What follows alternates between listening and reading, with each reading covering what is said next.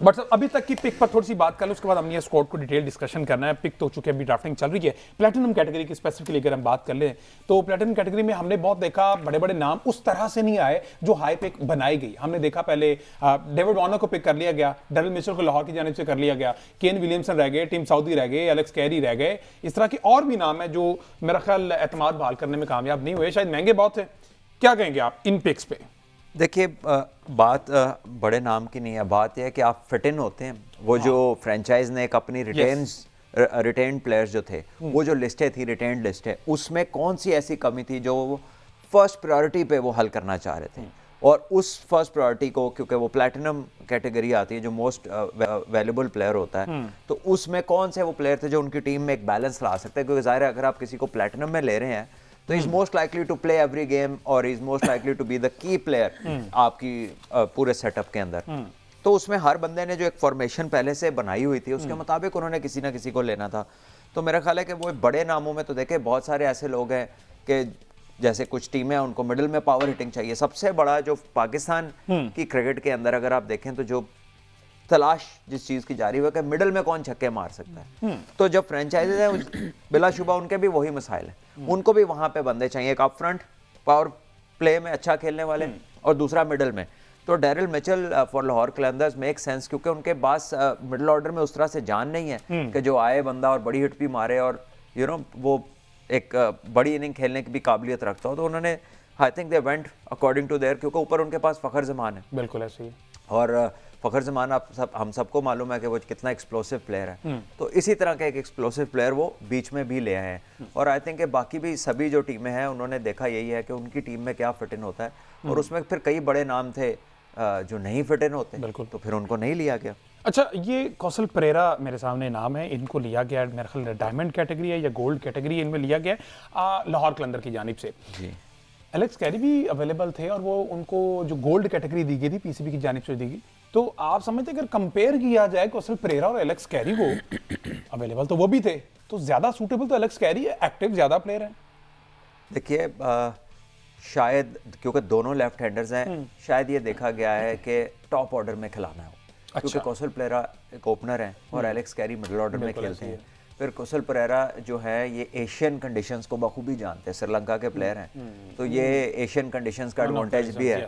तो क्योंकि Australian players जब यहाँ आते हैं समटाइम्स अगर स्पिन होता है या बॉल हल्का फुल्का लो रहता है तो वो थोड़ा फंस जाते हैं, जबकि जो जाहिर है एशियन प्लेयर्स हैं वो इस चीज़ में ज़रा ज़्यादा कमांड होती है उनकी, तो ये घरेलू चीज़ है उनके लिए। तो आई थिंक ये एडवांटेज उनको डेफिनेटली मिला है। सर जी, खुशहाल परेरा और डेरिल मिचेल की आपने बात की, इन दोनों अगर हम देखें T20 मैचेस तो 179 मैचेस हैं जो खुशहाल परेरा ने अब तक खेले हैं। इनमें 137 के स्ट्राइक रेट से 4,383 रन, और डेरिल मिचेल जो हैं वो 207 मैचेस का एक्सपीरियंस रखते हैं और 136 का इनका स्ट्राइक रेट है, 31 की इनकी एवरेज है T20 क्रिकेट में। तो ये दोनों प्लेयर वो हैं जो एक यानी एक्सपीरियंस रखते हैं अपनी बैक एंड पे, और इन दोनों के ऐड होने से यकीनन PSL के अंदर एक प्लेयर ऐड होगा। अच्छा बट साहब, आप लाहौर की तरफ से खेले भी हैं, लाहौर बहुत सारे उन्होंने रिटेन किए हैं, शायद वो लोकल टैलेंट को ही प्रमोट करना चाहते हैं, ओवरसीज उस तरह से नहीं लेना चाहते। 3 बॉलर मेन है, वो कहते हैं इनके अलावा हमारे पास कोई नहीं आएगा। हारिस है, Shaheen top of the list कप्तान भी हैं, और जमान खान है, इन्होंने जानदाद खान को भी हमने रखा, रिटेन कर लिया। तो मेरा ख्याल कि बाहर से लाने की जरूरत नहीं है, ये फास्ट बॉलर्स इनके पास इनफ हैं। जो क्वालिटी फास्ट बॉलर्स हैं, स्पेशली अगर आप देखा जाए पूरे मुल्क के अंदर जो 3 बेस्ट बॉलर है वो तो उनके पास हैं। बिल्कुल ठीक है, तो उन्हें क्या जरूरत है चांस लेने की, और फिर क्या पता है उनको आगे से उस तरह मिलेगा नहीं मिलेगा। और प्लेटिनम या डायमंड पिक्स के अंदर जो उस लेवल के बॉलर हैं वो बड़े कम नजर आते हैं। ठीक है, जो हाई क्लास दुनिया की बॉलिंग है वो तो सारी निकल जाती है IPL के अंदर।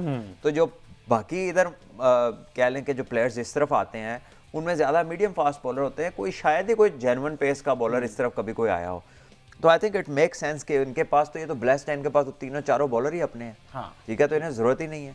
देखिए डेविड विजे उनके पास ओवरसीज़ खेलेगा, वो इतने सालों से एक अच्छा उन्हें ऑलराउंडर मिला है, वो रिटेन्ड है। इसी तरह उनके पास सिकंदर रजा ओवरसीज़ में है, वो भी बॉलिंग करते हैं, बैटिंग करते हैं, वो भी उनके पास हैं।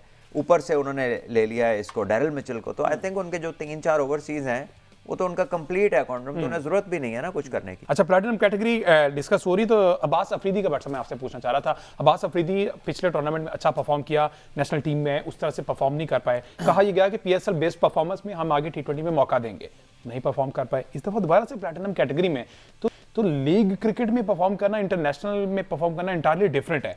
तो इसको कैटेगराइज किस तरह से किया जाता है? देखिए लीग क्रिकेट में कौन कहाँ पिक होगा ये खासा अनप्रिडिक्टेबल है। ये आज की आपने डायमंड पिक से देख ही लिया होगा।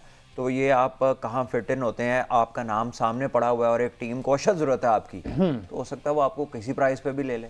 अच्छा, ठीक है। अब यहाँ पे हालांकि फिक्स्ड कैटेगरीज होती हैं, लेकिन यहाँ पे भी वाइल्ड कार्ड हो सकता है। ठीक है। अब अगर मोहम्मद अली चले गए मुल्तान सुल्तान से, वो गालिबन चले गए कराची किंग्स में या उसमें ज़ल्मी में, ज़ल्मी में गए डायमंड में, तो फिर जाहिर है फिर मोहम्मद अली के जाने के बाद तो उनकी स्लॉट तो खाली थी ना फास्ट बॉलिंग की, तो फिर उसमें उन्हें किसी ना किसी को पिक करना था। तो I think they had to go for Abbas. हालांकि आई थिंक अब्बास पहले भी उनके लिए खेल चुके हैं। नहीं, मेरा ख्याल इससे पहले इस्लामाबाद की तरफ से ये बास खेले हुए, ये हाँ कराची की तरफ से नहीं खेले। नहीं कराची नहीं, मुल्तान सुल्तान की क्योंकि बात अभी तो कराची में अब्बास मुल्तान की तरफ से तो अब्बास 3 सीजन खेले हैं ना। अभी तो अब्बास कराची के लिए हैं। हाँ, तो कराची का मसला ये रहा है कि कराची के पास तो कभी जेन्युइन फास्ट बॉलिंग हुई नहीं। सिर्फ एक आमिर था, ये टाइमल मिल्स थे जिनकी हम बात कर रहे थे, वो भी, लेकिन वो भी आधे ओवर तो वो स्लोअर वन मारते थे, तो वो जेन्युइन फास्ट बॉलर वाला कॉन्सेप्ट उनसे वो रिलेट नहीं करता। एडम मिलने के आने से और इसके आने से थोड़ी उनकी स्ट्रेंथन हुई है डेफिनेटली। ठीक है। अच्छा, एक मुझे अगर आप इजाजत दें, अब्बास अफरीदी फॉर एग्जांपल हमने डिसाइड कर लें कि इस प्लेयर ने तय कर लिया कि मैंने खेलनी ही T20 क्रिकेट ना, मैंने किसी और फॉर्मेट में नहीं जाना, तो क्या उस सूरत में फर्स्ट क्लास क्रिकेट के ऊपर एम्फेसाइज करना चाहिए बॉलर के लिए? देखिए फर्स्ट क्लास क्रिकेट जो भी खेलेगा वो उसके स्किल सेट्स नेक्स्ट लेवल पे चले जाएंगे। जो भी खेलता है उसके स्किल सेट्स, उसकी क्रिकेट की समझ, उसका उतार चढ़ाव के साथ डील करना, उसकी अडेप्टेबिलिटी, उसकी as a technician of the game, हर एस्पेक्ट में उसकी इंप्रूवमेंट आती है। लेकिन अगर आप ये डिसाइड कर लेते हैं कि आपने नहीं खेलना और आपका पहले से भी कोई ज़्यादा एक्सपीरियंस नहीं है, तो फिर तो आप एक बड़ी लिमिटेड ऑप्शन बन के रह जाते हैं। और मुझे अभी तक कोई ऐसा प्लेयर नहीं मिला कि जो ये काम नहीं करता और उसने बड़ी आला ग्रोथ की। क्योंकि अब्बास अफरीदी का चौथा सीजन है मेरा ख्याल है PSL में, अब तक सिर्फ 9 फर्स्ट क्लास मैच खेले हैं। सही। अच्छा जी, इस पर तो डिटेल डिस्कशन हम team by team, franchise by franchise करेंगे इस पर अभी फर्दर। अभी जो पाकिस्तान स्क्वाड अनाउंस हुआ कल आपने देखा, उसमें 2-3 तब्दीलियां की गई हैं और अपेरेंटली ऐसा लग रहा है कि अगेन स्पिनिंग कंडीशन बनाई जाएगी। तुम्हारा व्हाट्सएप पर नुमान अली भी आ गए, साजिद खान भी आ गए, एक आधा इस तरह से और स्पिनर भी हैं जो आगे, हुरैरा ऐड हुए हैं जी, और एक काशिफ अली फास्ट बॉलर हैं, ये ऐड हुए हैं।